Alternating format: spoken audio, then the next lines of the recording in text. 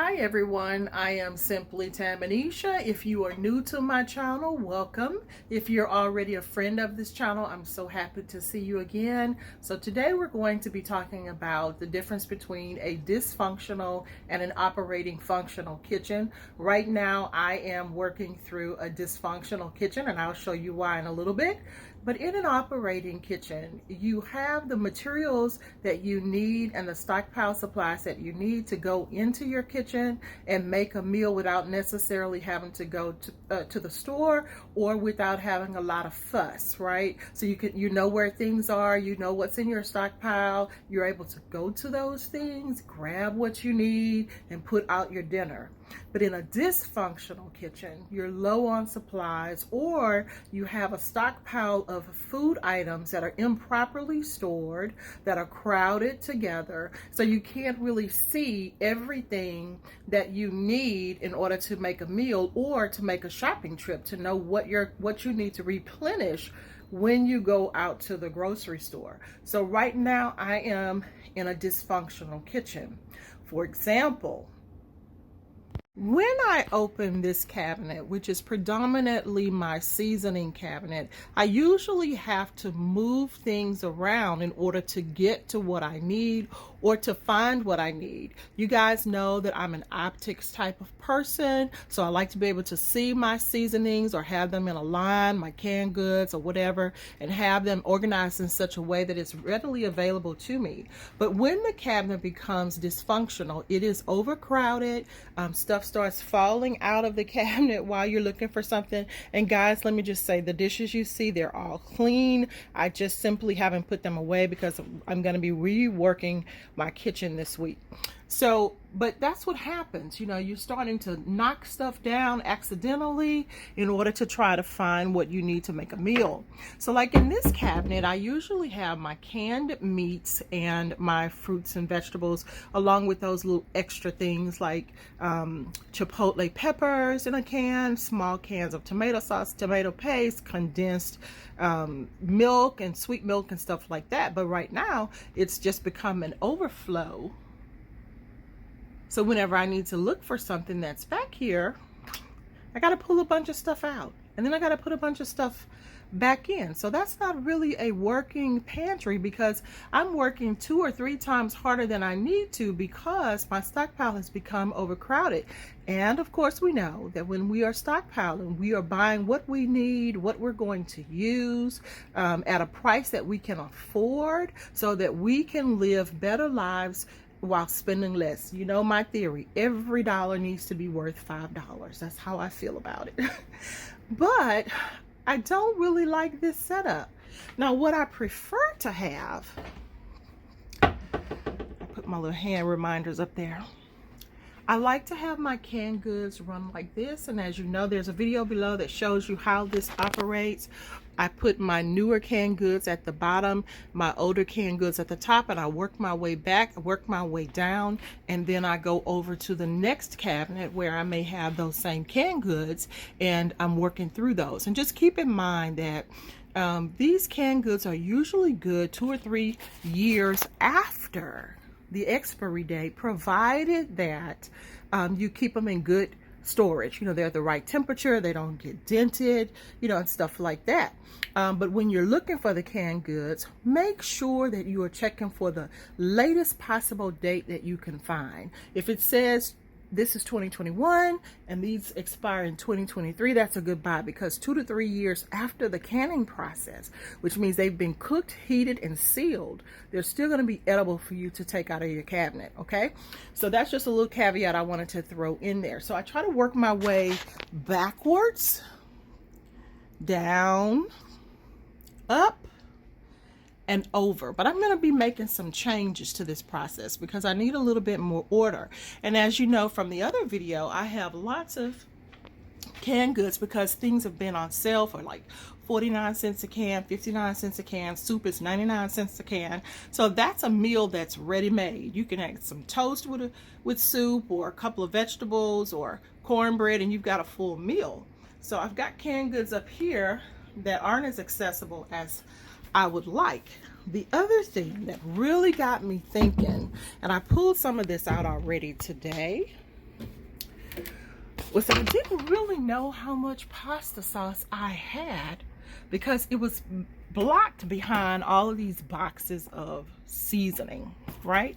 And so once I realized that, I was like, hey, I like to keep a certain number in here. They've been on sale and I haven't been buying them because I couldn't see. But this is much like double parking. Nobody can get in or out. So you see how I have a row in the back and a row in the front. That's not really a good thing for a stockpile because, again, you have to pull everything out in order to make something accessible. That's not functional, right? Functional is I can look in here and see that I have some au gratin potatoes. Look in the refrigerator, I have milk and butter. Bam, potatoes are, going to be on the dinner plate tonight. And then also I have my pastas up here and my ready pastas over here. Now I will tell you that I know a lot of friends take their pasta out of the original packaging and just put them in those clear totes. I don't do that. I like to leave them in the original sealed plastic that they're in. They'll keep for years. It's dry pasta, and then I just put them in a plastic container to keep the riffraff out of there and to keep it nice and clean. The other thing in my kitchen that makes it a little dysfunctional is the cabinet space. I have a small kitchen, and so even though I give this kitchen my absolute best when I'm organizing it, some things just don't change, that I have to come in and pull out a stack to get to another stack of pots, and that is frustrating as well because then to put them up I have to go through the same routine, pulling everything out and then putting everything back. This cabinet I redid a couple of times, and I actually took some things that were up above the stove and put them down here, and then I moved the pot lids up here, which worked well because they kept rolling out from here. It's a small space, you're pulling something out and they would just roll down. So I do like this one a little bit better than what I've got going on, but I feel like this needs something else. So over here in my pantry, I have my barbecue sauce, my chip dips, my pickles and stuff like that, and it runs deep. So this cabinet runs deep, and some of this stuff is stacked up too. Now I thought that I still had some hot wing sauce, so I didn't realize that my inventory of that was really low, and that's again because of the way I organized this stack pile. It looked really nice, but is it really functional for me? Do I need to do a better job with inventory? We're gonna find out. And then I have glasses and cups here. To be honest, we drink a lot of bottled water, and every now and again we need these, so some of these might be going to storage or charity. In my working pantry, I have sugar, I have flour, I have extra packages of sugar and flour that I bought because, for a while here in Texas after COVID, we did not have flour, we did not have sugar. When we got those things, I would just grab one extra when I go to the store. And we have a ton of crackers that nobody knows are here because, excuse me, all that stuff is kind of hiding behind itself, including, like, I just knocked all of these these out of here. That's just what I mean about being dysfunctional.